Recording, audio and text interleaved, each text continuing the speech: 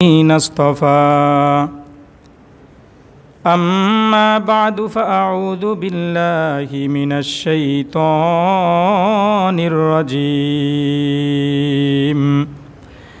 بسم الله الرحمن الرحيم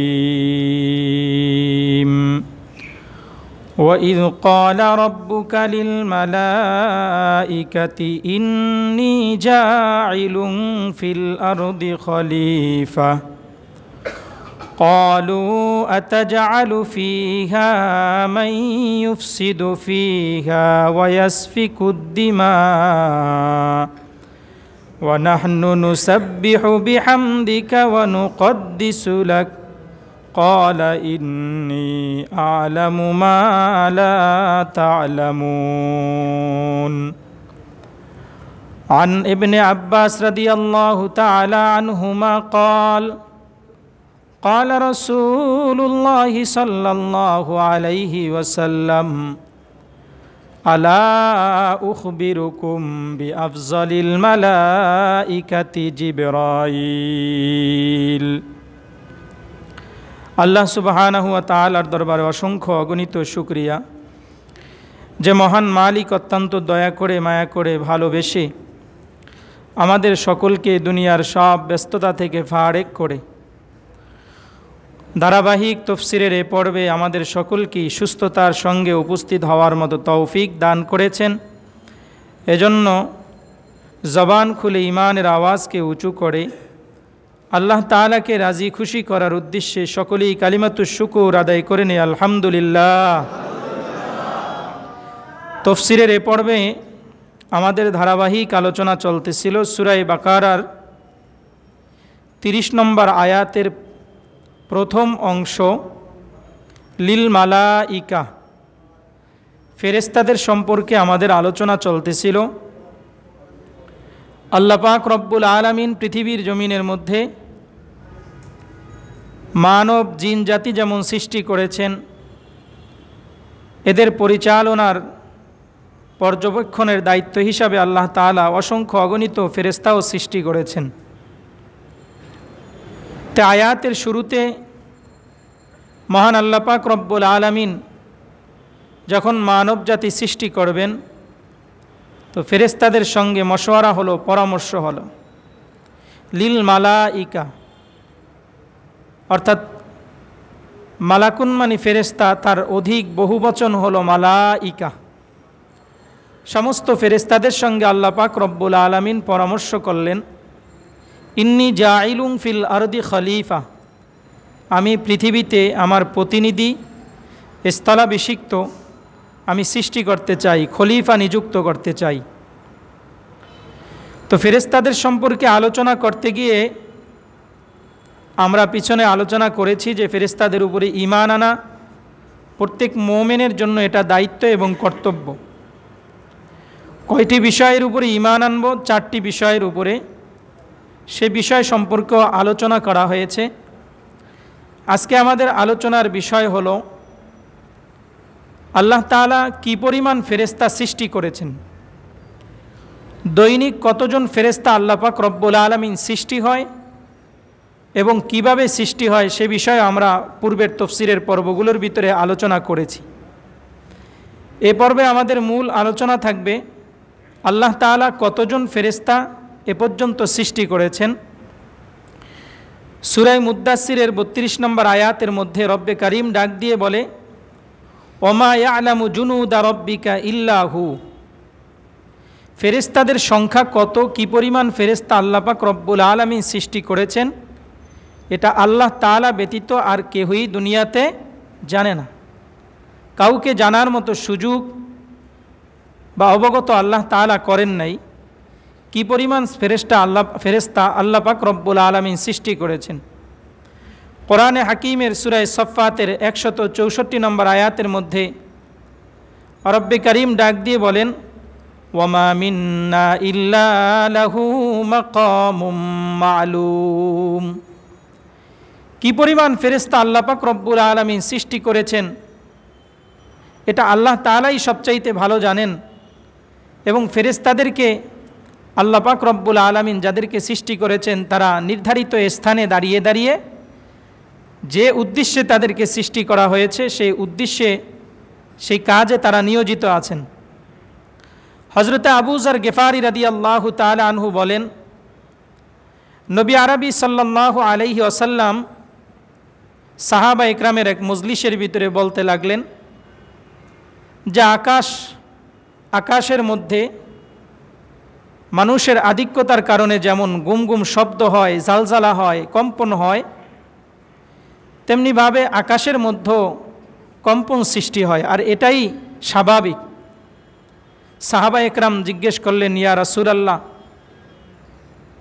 আকাশের মধ্যে কম্পন সৃষ্টি হবে এটা কেমন কথা? ইবনে মাজাহ শরীফের হাদিস। তো রাসূল আরবি সাল্লাল্লাহু আলাইহি ওয়াসাল্লাম বলেন, আমার সাহাবা একরাম, একটা কামরার মধ্যে, একটা রুমের মধ্যে যদি অনেক মানুষ হয় তো সেখানে যেমন শোরগোল আওয়াজ হয়, সেখানে যেমন মানুষের আওয়াজে কেমন যেন ওই রুমটা কম্পমান হয়ে থাকে, শোরগোল হতে থাকে।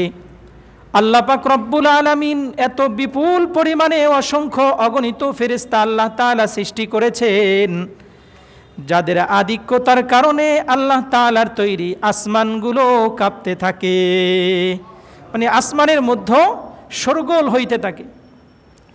আম্মা জান আয়েশা রাদিয়াল্লাহু তাআলা আনহা থেকে বর্ণিত হাদিস, রাসূল আরবি সাল্লাল্লাহু আলাইহি ওয়াসাল্লাম বলেন, মা ফিস সামাই মাউযাউ কদামিন ইল্লা আলাইহি মালাকুন সাজিদিন আও কাইমিন। রাসূল আরবি সাল্লাল্লাহু আলাইহি ওয়াসাল্লাম বলেন, আম্মা জান আয়েশা রাদিয়াল্লাহু তাআলা আনহা থেকে বর্ণিত, আসমানের মধ্যে মা ফিস সামাই, আসমানের মধ্যে মাউযাউ কদামিন, এক কদম রাখার পরিমাণ, একটা পা রাখার পরিমাণও জায়গা ফাঁকা নাই, ইল্লা আলাইহি মালাকুন সাজিদিন আও কাইমিন। আসমানের মধ্যে মানুষ যে একটা কদম রাখবে, এক কদম রাখার এ পরিমাণ জায়গাও ফাঁকা নাই, ওই জায়গার মধ্যেও ফেরেশতারা সব স্থানে ফেরেশতারা কেউ সেজদারত অবস্থায় আছে, কেউ দাঁড়ানো অবস্থায় আছে, কেউ তাসবিহ তাহলিল পাঠ করতে আছে। এত অসংখ্য অগণিত ফেরেশতা আল্লাহ পাক রব্বুল আলামিন সৃষ্টি করেছেন। রাসূল আরবি সাল্লাল্লাহু আলাইহি ওয়াসাল্লাম সাহাবা ইকরামদেরকে নিয়ে বয়ান করতেছে বয়ান। হযরতে হাকিম ইবনে হিজাম রাদিয়াল্লাহু তাআলা আনহু থেকে বর্ণিত, হঠাৎ করে এমন মজলিসের মধ্যে আল্লাহর পয়গম্বর বলতেছে, আতাসমাউ ইয়া আসহাবি, ও আমার সাহাবা ইকরাম, তোমরা কি কোনো শব্দ শুনতে পাচ্ছ কি না? সাহাবা ইকরাম জবাব দিল, ইয়া রাসূলুল্লাহ, ইয়া হাবিবাল্লাহ, আমরা তো কোনো শব্দই শুনতে পাই না।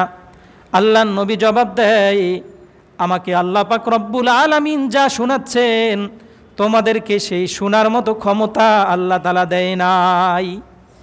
আল্লাহর পয়গম্বর বলতেছে, সাহাবীরা শুনো, একটা কামরার মধ্যে যদি মানুষ কথা বলে, হট্টগোল করে, যেমন শব্দ হয়, প্রথম আসমানের মধ্যে, ওই প্রথম আসমান হতে এমন শব্দ আমি পয়গম্বরের কানের ভিতরে আল্লাহ তাআলা শুনাইতেছে। সাহাবা ইকরাম বলতেছে, ইয়া রাসূলুল্লাহ, ইয়া হাবিবাল্লাহ, আবার কেমন কথা? আল্লাহর পয়গম্বর বলতেছে, সাহাবীরা শুনো, ওই যে প্রথম আসমান রয়েছে, শুধু প্রথম আসমানই নয়, 7 আসমান এবং 7 জমিনের মধ্যে আল্লাহ পাক রব্বুল আলামিন এত বিপুল পরিমাণে ফেরেশতা নিযুক্ত করে রেখেছেন, ওই ফেরেশতারা যে গুনগুন করে আল্লাহ তাআলার তাসবিহগুলো পাঠ করতেছে, ওই তাসবির আওয়াজগুলো আমি পয়গম্বরের কানের মধ্যে আল্লাহ তাআলা পৌঁছে দিতেছে। সুতরাং আমি যা শুনি, আমাকে আল্লাহ তাআলা যা শুনাইতেছে, এটা তোমরা শুনতেছো না।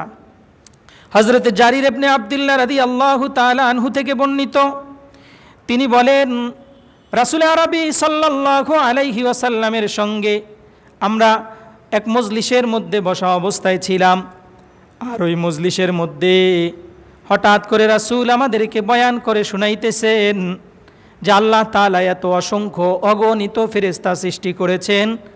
অসংখ্য অগণিত ফেরেশতা সৃষ্টি করার পর থেকে নিয়ে কিছু ফেরেশতা এমন রয়েছে যারা আল্লাহ তাআলার ভয়ে ক্রন্দনরত অবস্থায় আছে, কান্না অবস্থায় আছে, আবার কিছু ফেরেশতা এমন রয়েছে যারা আল্লাহ তাআলার ভয়ে তাদের সিনাগুলো থরথর থরথর করে কাঁপতে থাকে। আর শুধু তাই নয়, তাদের চোখ বেয়ে বেয়ে পানি পড়ে। তারা যে আসমানের মধ্যে রয়েছে, ওই আসমানের নিচে দণ্ডায়মান অবস্থায় যে ফেরেশতারা রয়েছে, দাঁড়ানো অবস্থায় যে ফেরেশতারা ইবাদত বন্দি করে, ওই যে উপরের আসমান থেকে আল্লাহর ভয়ে যেই ফেরেশতারা কাঁদে, ওই ফেরেশতাদের চোখের পানিগুলো দণ্ডায়মান অবস্থায় যেই ফেরেশতারা ইবাদত করতেছে তাদের শরীরের ভিতরে, তাদের দেহের ভিতরে আল্লাহ তাআলা পাঠান। আর শুধু তাই নয়, ওই দেহের ভিতরে স্পর্শ লেগে ওই পানিগুলো যখন জমিনের মধ্যে পড়ে, ওই জমিনের ভিতরে চোখের পানিগুলো পড়ার সঙ্গে সঙ্গে ওই চোখের পানিগুলো আবার তাসবিহ পাঠ করা আরম্ভ করে দেয়। তো আল্লাহ তাআলার কিছু ফেরেশতারা দাঁড়িয়ে দাঁড়িয়ে ইবাদত করে, কিছু ফেরেশতারা সেজদার মধ্যে বসে ইবাদত বন্দি করে, কিছু ফেরেশতারা এমন আছে তাশাহুদের মধ্যে আমরা যেমন বসে থাকি তেমন বসা অবস্থায় আছে, কিছু ফেরেশতা হেলান দিয়ে বসা অবস্থায় আছে, কিছু ফেরেশতা কাত হয়ে এরকমভাবে শায়িত অবস্থায় আল্লাহ তাআলার ইবাদত বন্দি করে।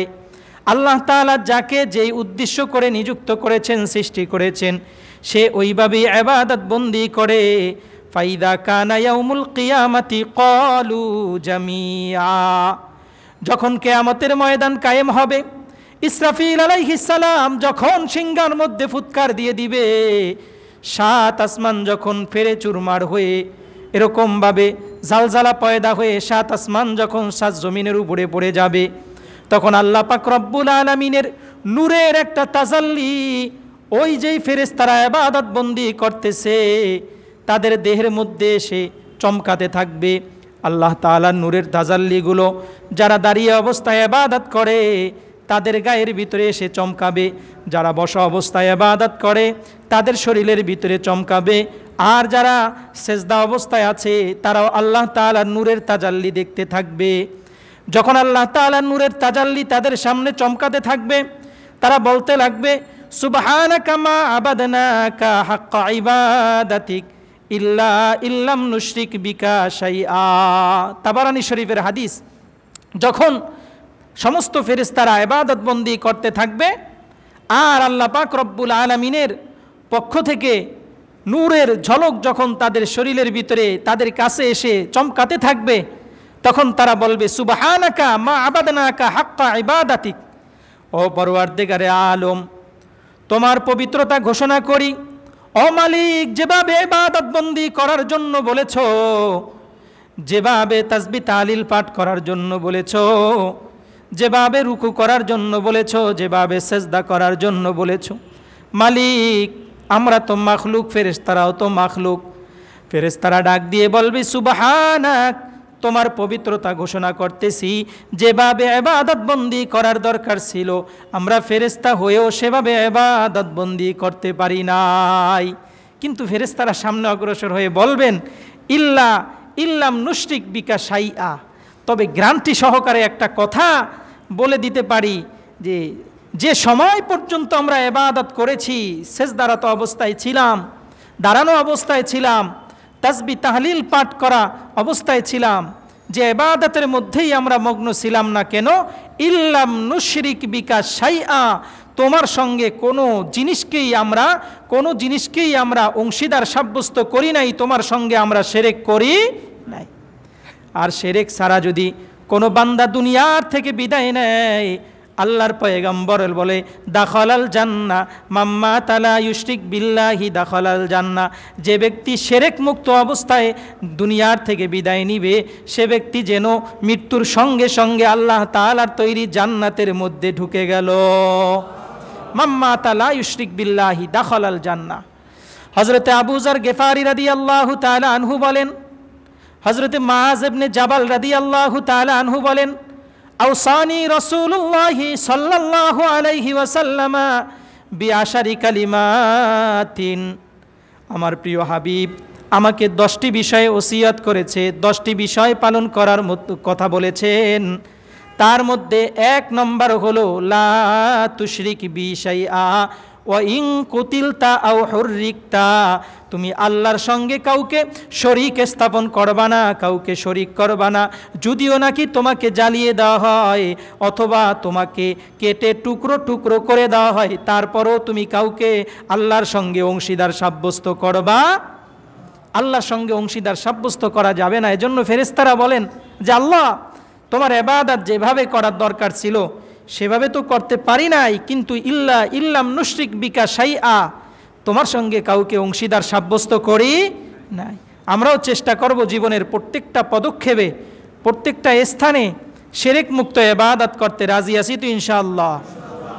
হযরত আব্দুল্লাহ ইবনে আব্বাস রাদিয়াল্লাহু তাআলা আনহু বলে, আল্লাহ পাক রব্বুল আলামিন পৃথিবীর জমিনের মধ্যে যত মাখলুক সৃষ্টি করেছেন, যত প্রাণীকুল সৃষ্টি করেছেন, যত মাখলুকে আমরা দেখি না কেন আমাদের চোখের মধ্যে দৃশ্যমান, আবার যেগুলো অদৃশ্য, যত মাখলুকই আল্লাহ তাআলা সৃষ্টি করেছেন, ফেরেশতাদের চাইতে এত অধিক কোনো মাখলুক আল্লাহ পাক রব্বুল আলামিন সৃষ্টি করে নাই। সব চাইতে বেশি সৃষ্টি করেছেন আল্লাহ ফেরেশতাদেরকে। লাইসা মান খালাকাল্লাহু আকসারা মিনাল মালাইকাতি মা মিন শাইইন ইউনবিতু ইল্লা ওয়া মালাকুন মুআক্কালুন বিহি ইল্লা ওয়া মালা ইউনবিতু ইল্লা ওয়া মালাকুন মুআক্কালুন বিহি।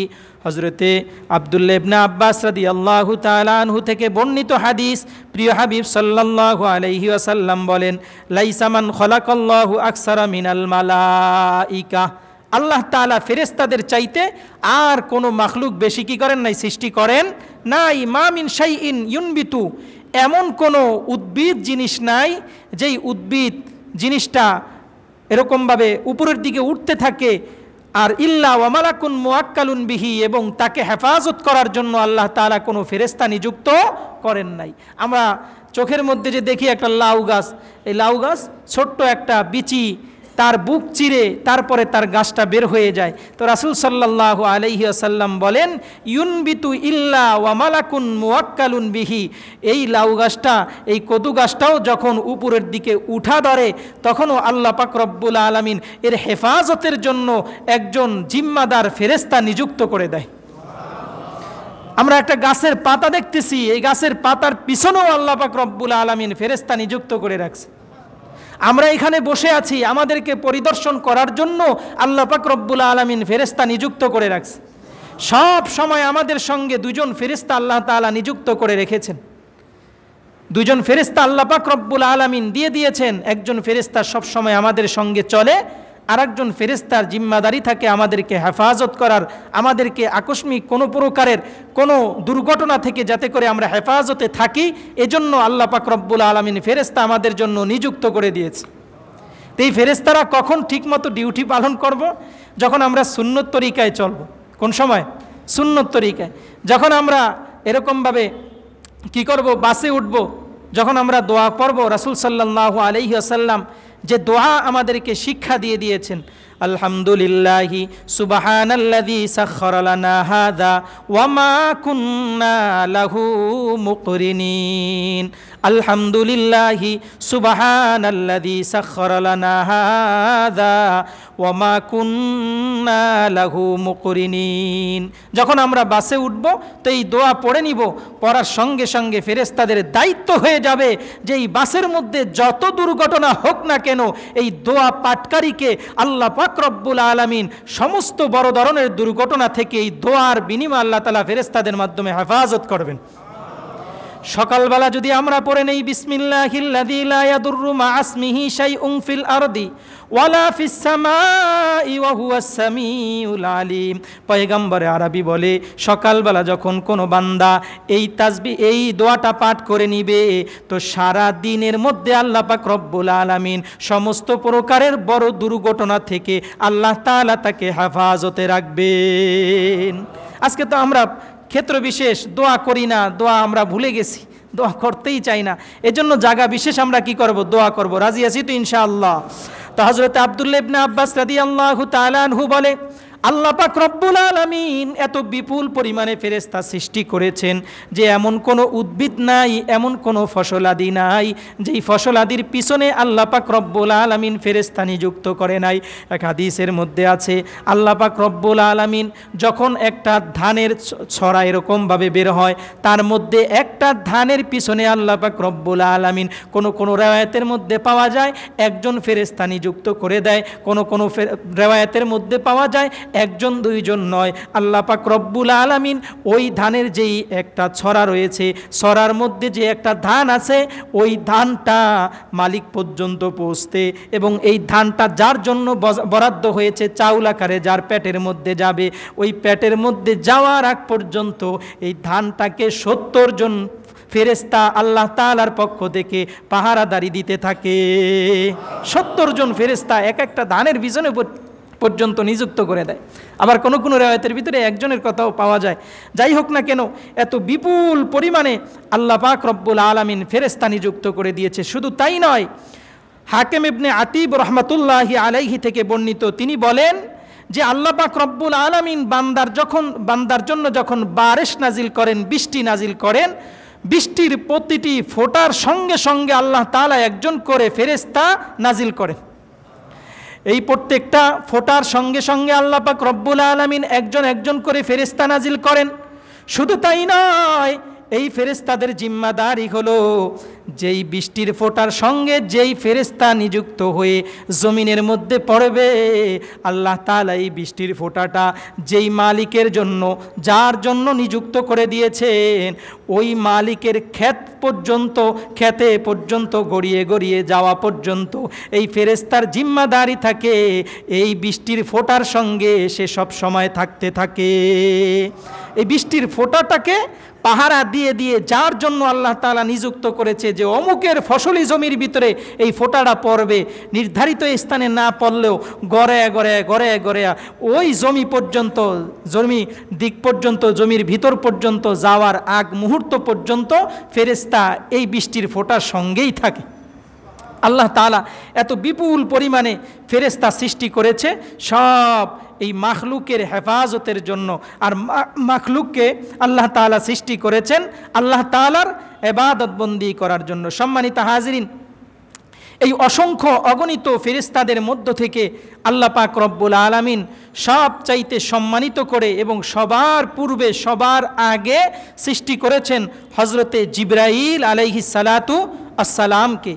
হাদিসে পাকের মধ্যে রয়েছে, কিছু হাদিসের মধ্যে পাওয়া যায়, আউয়ালু মা খালাকাল্লাহুল কলম, আল্লাহ পাক রব্বুল আলামিন সর্বপ্রথম তার লৌহে মাহফুজের ভিতরে আল্লাহ পাক রব্বুল আলামিন যে তকদির লিপিবদ্ধ করবেন, এই তকদির লিপিবদ্ধকরণের যে কলম রয়েছে, এই কলমকে আল্লাহ পাক রব্বুল আলামিন সর্বপ্রথম সৃষ্টি করেছেন।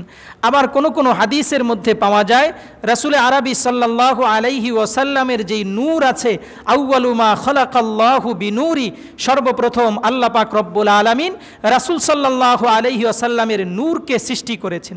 এই হাদিসের মাধ্যমে অনেকে আবার প্রমাণ করতে চায় যে আমাদের পয়গাম্বর নূরের তৈরি, জাতগতভাবে নূরের তৈরি। আসলে রাসূল জাতগতভাবে নূরের তৈরি নয়। রাসূল সাল্লাল্লাহু আলাইহি ওয়াসাল্লামকে আল্লাহ তাআলা আমাদের মতো রক্ত মাংসের মানুষ হিসাবেই সৃষ্টি করেছেন। রক্ত মাংসের মানুষ হিসাবে আল্লাহ তাআলা সৃষ্টি করেছেন। এর অনেক প্রমাণ আছে। যেমন আমরা ওহুদের যুদ্ধের কথা জানি যে রাসূল সাল্লাল্লাহু আলাইহি ওয়াসাল্লামের উপরে যখন বল্লম মারা হয়েছে, তীর নিক্ষেপ করা হয়েছিল, রাসূল সাল্লাল্লাহু আলাইহি ওয়াসাল্লামের উপরে তীর হেফাজতের জন্য যে এটাকে কি বলে হেলমেট ছিল, এই হেলমেট ভেঙে তারপরে তার মাথার ভিতরে আঘাত লাগছে এবং দুটো দাঁত মোবারক পড়ে গেছে, রক্ত জর্জর করে পড়েছে। এবং তায়েফের ময়দানে রাসূল সাল্লাল্লাহু আলাইহি ওয়াসাল্লামকে পাথরের আঘাত করতে করতে এমন অবস্থা হয়েছে তার শরীর থেকে রক্ত ঝরতে পায়ের ভিতরে যেই জোতা মোবারক ছিল, এই জোতা মোবারকও রক্তের সাথে একাত্রিত হয়ে গেছে। হাদিসগুলো তো আমরা সবাই জানি। এই হাদিসগুলোর মাধ্যমে বোঝা যায় যে রাসূল সাল্লাল্লাহু আলাইহি ওয়াসাল্লাম আমাদের মতো রক্তে মাংসের মানুষই ছিল। আরও স্পষ্টভাবে আমরা যদি দেখি কোরআনে হাকিমের একাধিক আয়াত এমন রয়েছে যে আয়াতগুলোর মধ্যে আল্লাহ পাক রব্বুল আলামিন স্পষ্ট আকারে উল্লেখ করে দেন, কুল ইন্নামা আনা বাশারুম মিথলুকুম ইউহা ইলাইয়া আন্নামা ইলাহুকুম ইলাহু ওয়াহিদ। আল্লাহ পাক রব্বুল আলামিন পয়গম্বরকে আদেশ করতেছে, ও পয়গম্বর, আপনি দুনিয়ার সব মানুষদেরকে জানিয়ে দেন, আপনার সব উম্মতদেরকে জানিয়ে দেন, আমার বান্দাদেরকে জানিয়ে দেন, ইন্নামা আনা বাশারুম মিথলুকুম। নবীকে বলতেছেন, হে নবী, আপনি দুনিয়ার সব মানুষদেরকে বলে দেন যে ইন্নামা আনা বাশারুম মিথলুকুম, আমি তোমাদের মতোই মানুষ, আমি তোমাদের মতোই মানুষ। বাশারুন শব্দের অর্থ হলো মানুষ। তা রাসূল সাল্লাল্লাহু আলাইহি ওয়াসাল্লাম নূরের তৈরি নন, তাহলে আউয়ালু মা খালাকাল্লাহু বিনূরি, এই হাদিস যে রয়েছে, এই হাদিসকে আমরা কিভাবে প্রয়োগ করব? তো মুহাদ্দিসরা এই হাদিসকে প্রয়োগ করেছেন যে রাসূল আমাদের মতোই স্বাভাবিক মানুষ, ঠিক আছে, তবে রাসূল আমাদের মতোই রক্তমাংসের মানুষ, ঠিক আছে, তবে আমরা যে পর্যায়ের মানুষ এ পর্যায়ের নয়, বরং রাসূল সাল্লাল্লাহু আলাইহি ওয়াসাল্লামের মধ্যে আল্লাহ পাক রব্বুল আলামিন বিশেষ এক নূর দান করেছেন, যেই নূর আমাদের মধ্যে আল্লাহ তাআলা দেন। তো রাসূলের মধ্যে যেই বিশেষ নূর দান করেছেন, এই নূর আল্লাহ পাক রব্বুল আলামিন সর্বপ্রথম সৃষ্টি করেছেন। আউয়ালু মা খালাকাল্লাহু বিনূরি, সর্বপ্রথম আল্লাহ পাক রব্বুল আলামিন রাসূলের নূরকে সৃষ্টি করেছেন। সম্মানিত হাজিরিন, হযরতে জিবরাইল আলাইহিস সালামকে আল্লাহ পাক রব্বুল আলামিনও ওই রাসূলের নূর সৃষ্টির অথবা কলম সৃষ্টির পরে ফেরেশতাদের মধ্যে সর্বপ্রথম সৃষ্টি করেছেন হযরতে জিবরাইল আলাইহিস সালামকে। জিবরাইল আলাইহিস সালামের মূল নাম হলো আব্দুল্লাহ। কোরআনে হাকিমে এছাড়াও আরও বিভিন্ন নামের মাধ্যমে আকার ইঙ্গিতে গুণবাচক নাম তার বলা হয়েছে। কোনো কোনো জায়গায় রুহুল কুদুস তাকে বলা হয়েছে, জি কুয়াও বলা হয়েছে, মাতিনও বলা হয়েছে। বিভিন্ন জায়গায় বিভিন্ন শব্দের মাধ্যমে হযরতে জিবরাইল আলাইহিস সালামকে আল্লাহ পাক রব্বুল আলামিন বান্দার সামনে পরিচয় দিয়েছেন যে রুহ এরকমভাবে বলেছেন, মাতিন, জি কুয়া এভাবে বলেছেন, কিন্তু তার মূল নাম হলো আব্দুল্লাহ। তার মূল নাম হলো কি? হযরতে জিবরাইল আলাইহিস সালামের মূল নাম হলো আব্দুল্লাহ, আর হযরতে মিকাইল আলাইহিস সালামের মূল নাম হলো ওবায়দুল্লাহ, আর হযরতে আজরাইল আলাইহিস সালামের মূল নাম হলো আব্দুর রহমান। হযরতে আলী ইবনে হুসাইন রাদিয়াল্লাহু তাআলা আনহু থেকে বর্ণিত, মানি হযরতে সাহাবী হযরতে আলী রাদিয়াল্লাহু তাআলা আনহু, রাসূল সাল্লাল্লাহু আলাইহি সাল্লামের জামাতা হযরত আলী রাদিয়াল্লাহু তাআলা আনহুর ছেলের নাম হলো হযরতে হুসাইন। তৎকালীন যুগে নিয়ম ছিল দাদার নামে নাতির নাম রেখে দিত, যাতে করে ওই নাতিকে যখন ডাকা হতো দাদার স্মৃতিগুলো যাতে করে কি পড়ে, মনে পড়ে। এজন্য হযরতে আলী রাদিয়াল্লাহু তাআলা আনহু ইসলামের চতুর্থতম খলিফা ফাতেমা রাদিয়াল্লাহু তাআলা আনহার স্বামী হযরত আলী রাদিয়াল্লাহু তাআলা আনহুর সন্তানের নাম কি? হোসাইন। হোসাইন রাদিয়াল্লাহু তাআলা আনহুর এক সন্তানের নাম ছিল আবার আলী। তো হযরতে আলী ইবনে হোসাইন রহমাতুল্লাহি আলাইহি তিনি বলতেছেন যে হযরতে জিবরাইল আলাইহিস সালামের নাম হলো আব্দুল্লাহ। তফসিরে তাবারির মধ্যে উল্লেখ করা হয়, হযরত ইবনে আব্বাস রাদিয়াল্লাহু তাআলা আনহুর থেকেও একটি হাদিস পাওয়া যায়, তিনিও বলতেছেন যে হযরতে জিবরাইল আলাইহিস সালামের নাম হলো আব্দুল্লাহ, আর মিকাইল আলাইহিস সালামের নাম হলো কি? ওবায়দুল্লাহ। আর তিনি সামনে অগ্রসর হয়ে বলতেছেন, যেই নামের শেষে ইল শব্দ ব্যবহার থাকবে, যেই নামের শব্দে শেষে ইল শব্দ ব্যবহার থাকবে, ওই নামগুলোর অর্থ আল্লাহ তাআলার বান্দা, এই অর্থেই প্রয়োগ করতে হবে। তো এই দুটি হাদিসের মাধ্যমে আমাদের সামনে স্পষ্ট হয়ে গেল যে হযরতে জিবরাইল আলাইহিস সালামের মূল নাম হলো আব্দুল্লাহ। বলেন না, কি নাম? আব্দুল্লাহ। হযরতে জিবরাইল আলাইহিস সালামের মূল নাম হলো আব্দুল্লাহ। হযরতে জিবরাইল আলাইহিস সালামকে আল্লাহ তাআলা কিসের মাধ্যমে সৃষ্টি করেছেন? আমরা পূর্বে কিছু হাদিসের মাধ্যমে জানলাম যে আল্লাহ পাক রব্বুল আলামিন ফেরেশতাদেরকে নূরের মাধ্যমে সৃষ্টি করেছেন, কিন্তু জিবরাইল আলাইহিস সালাম সম্পর্কে বিশেষ কিছু হাদিস পাওয়া যায়, যে হাদিসের মধ্যে জিবরাইল আলাইহিস সালামকে ও নূরের সঙ্গে সঙ্গে আরও কিছু পদার্থ তার সৃষ্টির ক্ষেত্রে ব্যবহার হয়েছে। যেরকম বাইহাকি শরীফের ভিতরে রাওয়ায়াত রয়েছে যা আল্লাহ পাক রব্বুল আলামিন জিবরাইল আলাইহিস সালামের কিছু অংশ কাফুরের মাধ্যমে সৃষ্টি করেছেন, কিছু অংশ আল্লাহ পাক রব্বুল আলামিন জবরজাদের মাধ্যমে সৃষ্টি করেছেন, কিছু অংশ আল্লাহ পাক রব্বুল আলামিন মেশক আম্বারের মাধ্যমে সৃষ্টি করেছেন। কিছু অংশ আল্লাহ পাক রব্বুল আলামিন ইয়াকুতের মাধ্যমে সৃষ্টি করেছেন। এই বিভিন্ন প্রকারের দামি দামি মণিমুক্তার মাধ্যমে আল্লাহ পাক রব্বুল আলামিন হযরতে জিবরাইল আলাইহিস সালামকে আল্লাহ পাক রব্বুল আলামিন শ্রেষ্ঠ ফেরেশতা হিসাবে সৃষ্টি করেছেন। বিভিন্ন প্রকারের দামি দামি ইয়াকুত, তাও দামি, কাফুর, এটাও দামি জিনিস, মেশকো আম্বার, তাও দামি জিনিস। মেশকো আম্বার তো এখন পাওয়াই যায় না, সামান্য একটু মেশকো আম্বার দিয়া কত ড্রাম ড্রাম এরকমভাবে কি করা হয়, আতর বানানো হয়। সেই আতর আমরা তো এখন কি করি, ব্যবহার করি। আর এখন তো 10 টাকার মাধ্যমেও 3টা জিনিস পাওয়া যায়। আগে দেখতাম গ্রাম অঞ্চলের মধ্যে আতর তো ভালো, এখন পাওয়াই যায় না। 3 জিনিস 10 টাকা দিয়ে বিক্রি হয়, একটা আতরের শিশি, একটা টুপি, আবার একটা তসবি। এই আতর তো সেই আতরে 10 টাকা দিয়ে আর কি পাওয়া যায়, বুঝেন না? ভালো আতর কিনতে গেলে অনেক দামি আতর। আজকে আমরা এরকম কিছু আতর ব্যবহার করি যেই আতরগুলো ব্যবহার করলে ঘ্রাণের চাইতে আরও দুর্গন্ধ শরীরের থেকে বেশি আসে। রাসূল সাল্লাল্লাহু আলাইহি ওয়াসাল্লাম বলে 3টা জিনিস হলো পয়গম্বরের সুন্নত এবং আমি রাসূলেরও 3 জিনিস সুন্নত। দুনিয়ার জমিনের মধ্যে যত পদার্থ আছে এর মধ্যে 3 জিনিসকে আমি সবচাইতে বেশি মহব্বত করি, ভালোবাসি। হুব্বিবা ইলাইয়া মিন দুনিয়াকুম সালাস আত্তিব ওয়ান নিসা ওয়াজুইলাত কুররাতু আইনি ফিস সালাহ। আল্লাহর হাবিব বলে, ও দুনিয়ার মানুষরা, এ দুনিয়া হলো ক্ষণস্থায়ী আর আখিরাত হলো চিরস্থায়ী। এ ক্ষণস্থায়ী দুনিয়ার কোনো কিছুই দামি নয়, দামি নয়।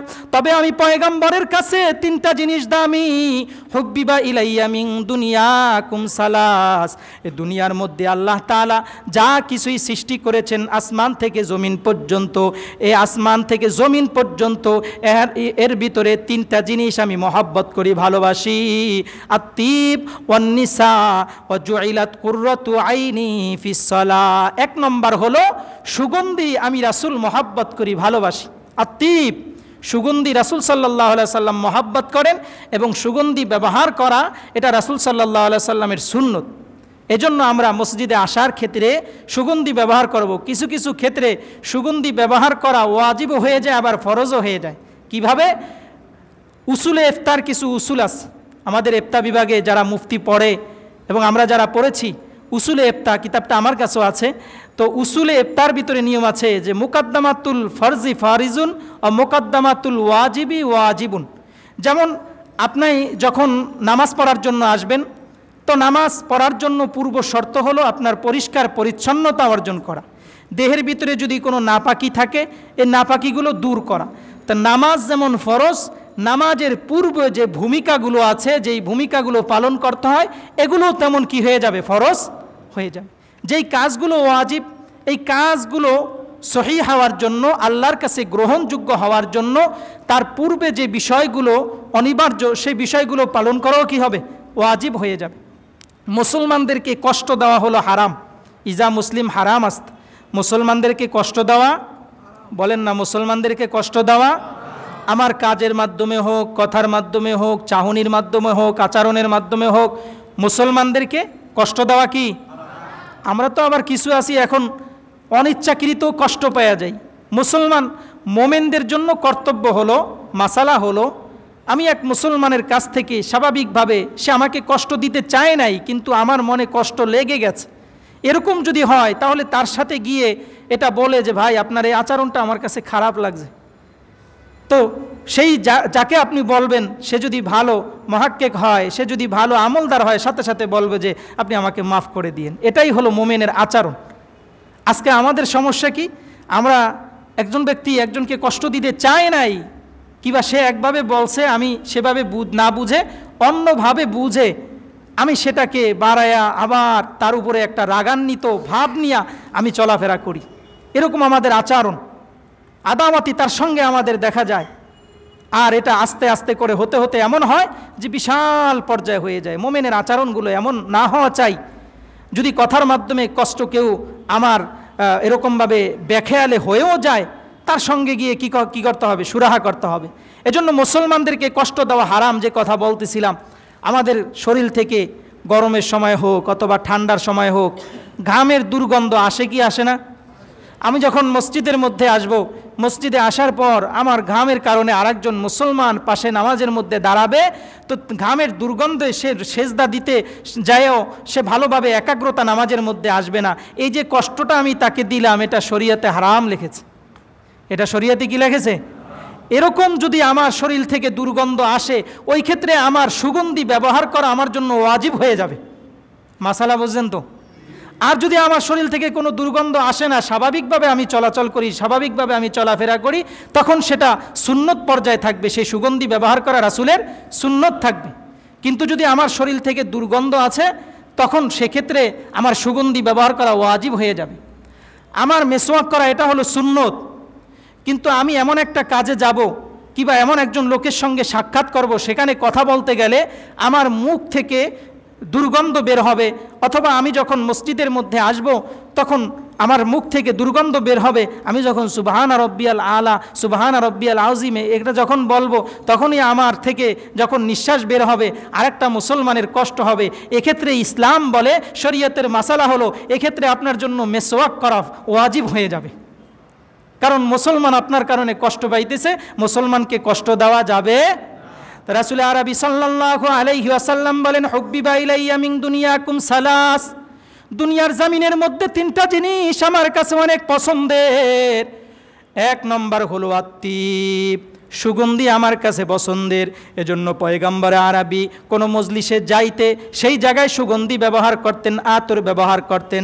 রাসূল আরবি এত পরিমাণে আতর ব্যবহার করতেন, আম্মাজান আয়েশা রাদিয়াল্লাহু তাআলা আনহা বলে, গরমের কারণে রাসূল সাল্লাল্লাহু আলাইহি ওয়াসাল্লাম যখন আমার ঘরের ভিতরে, কামরার ভিতরে এসে বিশ্রাম নিত, রাসূল সাল্লাল্লাহু আলাইহি ওয়াসাল্লামের গরমের কারণে শরীর থেকে টপ টপ করে ঘাম নিচে ঝরতো, আর আমি আয়েশা শিশিরের ভিতরে এই ঘামগুলোকে জমা করে রাখতাম। মদিনার মহিলারা যখন আমার কাছে আতর চাইতো, আমি তাদেরকে এই ঘামগুলো আতর হিসাবে ব্যবহার করার জন্য দিতাম। মদিনার মহিলারা এই ঘামগুলো ব্যবহার করে আমাকে এসে বলতো, আয়েশা, এত সুন্দর ঘ্রাণযুক্ত আতর ইতিপূর্বে মদিনার মধ্যে আমরা আর কখনো দেখি নাই। রাসূলের শরীর থেকে এত সুন্দর সুগন্ধি বের হইত। এজন্য রাসূল জুমার নামাজে যাওয়ার ক্ষেত্রেও আতর ব্যবহার করতেন, আতর লাগাইতেন। মসজিদে যাওয়ার ক্ষেত্রে, কোনো মজলিসে যাওয়ার ক্ষেত্রে এবং ঈদের নামাজে এই সময়গুলোতে রাসূল সাল্লাল্লাহু আলাইহি সাল্লাম আতর ব্যবহার করতেন। আমরাও ব্যবহার করব, রাজি আছি তো ইনশাআল্লাহ? হুব্বিবা ইলাইয়া মিন দুনিয়াকুম সালাস, আত্তিবান নিসা। দুই নম্বরে আল্লাহর পয়গম্বরের কাছে মহাব্বতের জিনিস হলো, ভালোবাসার জিনিস হলো, রাসূল যেটাকে মহব্বত করতেন তা হলো মহিলাদেরকে রাসূল মহব্বত করতেন। যুবক ভাই যারা আছে এরা মনে মনে কয়, হুজুর আমরাও তো মহিলাদেরকে মহব্বত করি, আমরাও তো মেসেঞ্জারের ভিতরে টিপ করি, আমরাও তো ইমোর ভিতরে ইমো ব্যবহার করি, রাত 12টা বাজে আমরাও তো বিভিন্ন জায়গায় বিভিন্ন মহিলাদের খোঁজ খবর নেই। এরকম আছে না নাই? যুগের ভিতরে বর্তমানে চলে কি চলে না? ওরে খোদা রে খোদা! রাসূল সাল্লাল্লাহু আলাইহি সাল্লাম মহিলাদেরকে অবৈধভাবে মহব্বত করেন নাই, বরং মা হিসাবে, কন্যা হিসাবে, মেয়ে হিসাবে, স্ত্রী হিসাবে রাসূল সাল্লাল্লাহু আলাইহি সাল্লাম মহিলাদেরকে মহব্বত করেছেন। এবং ইসলাম, রাসূল সাল্লাল্লাহু আলাইহি ওয়াসাল্লাম মহিলাদেরকে যে পরিমাণ সম্মান করেছে, অন্য কোনো ধর্মের ভিতরে এ পরিমাণ সম্মান করা হয় নাই। সাহাবা ইকরাম বলেন, রাসূল সাল্লাল্লাহু আলাইহি সাল্লাম একবার গনিমতের মাল বন্টন করতেছিলেন, হঠাৎ করে জীর্ণ শীর্ণ একজন মহিলা সামনে এসে উপস্থিত হলো। আল্লাহর পয়গম্বর তার নিজের গায়ের চাদর মোবারক খুলে তাকে বসার জন্য সুযোগ করে দিল। আমরা সকলেই আশ্চর্যান্বিত হয়ে গেলাম যে মহিলা যাকে দেখতে ভালো দেখা যায় না, গরিব প্রকৃতির মনে হয়, তাকে রাসূল চাদর খুলে দিলেন, এটা কে হবে? যখন তিনি গেলেন, সম্মান করে তাকে যখন বিদায় দেওয়া হলো, তখন রাসূল সাল্লাল্লাহু আলাইহি ওয়াসাল্লামের কাছে সাহাবা ইকরাম প্রশ্ন করলেন, ইয়া রাসূলুল্লাহ, ইনি কে যাকে এত সম্মান আপনি দেখিয়েছেন? তা রাসূল সাল্লাল্লাহু আলাইহি সাল্লাম বললেন যে এর দুধ পান করেই আমি বড় হয়েছি, ইনি হলো হালিমাতুস সাদিয়া রাদিয়াল্লাহু তাআলা আনহা। এত পরিমাণ সম্মান করেছে। মক্কা থেকে রাসূল যখন মদিনায় গেছেন, সাহাবা ইকরামের মাধ্যমে রাসূল সাল্লাল্লাহু আলাইহি সাল্লাম মদিনা থেকে উপহার উপঢৌকন তার জন্য পাঠিয়ে দিতেন। এত বিপুল পরিমাণে সম্মান নারীদেরকে রাসূল সাল্লাল্লাহু আলাইহি সাল্লাম করেছেন। এবং অমুসলিমরাও এটা স্বীকৃতি দিয়েছে। নবী আরবি আসার পরে, ইসলাম ধর্ম প্রচার প্রসার হওয়ার পরে মহিলাদের যে পরিমাণ ইজ্জত বেড়েছে, এ পরিমাণ ইজ্জত অন্য কোনো ধর্মের ভিতরে দেওয়া হয়। একজন মহিলা ইচ্ছা করলে সে কবরস্থানের পাশে দাঁড়িয়ে তার মা বাবার জন্য দোয়া করতে পারবে কি পারবে না? আওয়াজ দেন জোরে, পারবে কি পারবে না? কোনো সমস্যা নাই, পারবে, পর্দা পুশিদা মোতাবেক পারবে। ইচ্ছা করলে সে দোয়া করবে, কোনো সমস্যা নাই। কিন্তু ইহুদি ধর্মের দিকে তাদের জন্য নির্ধারিত ইহুদি ধর্মের ভিতরে তাদের যেখানে কবরস্থ করা হবে সেখানে দেওয়ার কোনো অনুমতি নেই। আবার আমাদের জমানার ভিতরে মহিলারাও যেমন দান সদকা মা বাবার জন্য করতে পারবে, পুরুষরাও তেমনিভাবে করতে পারবে। এমনকি রাসূল সাল্লাল্লাহু আলাইহি সাল্লাম মহিলাদেরকে দান সদকা করার জন্য উৎসাহ করেছেন। তা সদকা, হে মহিলার দলেরা, তোমরা অধিক পরিমাণে সদকা করো। রাসূল সাল্লাল্লাহু আলাইহি সাল্লাম অধিক পরিমাণে সদকা করার জন্য আদেশ করেছেন, নারীরা অধিক পরিমাণে সদকা করেছেন। তো মহিলারা ইসলাম ধর্মে সদকা করতে পারবে, সব কিছু করতে পারবে। হিন্দু ধর্মের দিকে আমরা তাকাই, হিন্দু ধর্মের ভিতরে তারা মা বাবার যে রুহের মাগফিরাত আমরা বলি, এই রুহের মাগফিরাতের জন্য, শান্তি কামনার জন্য তাদের কোনো ইবাদত নাই, তাদের কোনো এরকমভাবে কি নাই, কোনো ইবাদত বন্দি করলে এটা গ্রহণযোগ্য হবে না।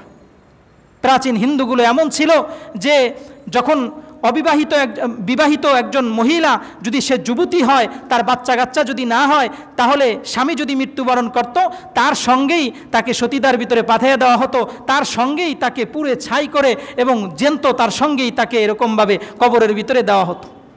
পরবর্তীতে সংস্কার করা হয়েছে, যদিও নাকি এখন পরিবর্তন হয়ে গেছে, কিন্তু ইসলাম কোনোদিনও এটা করে নাই।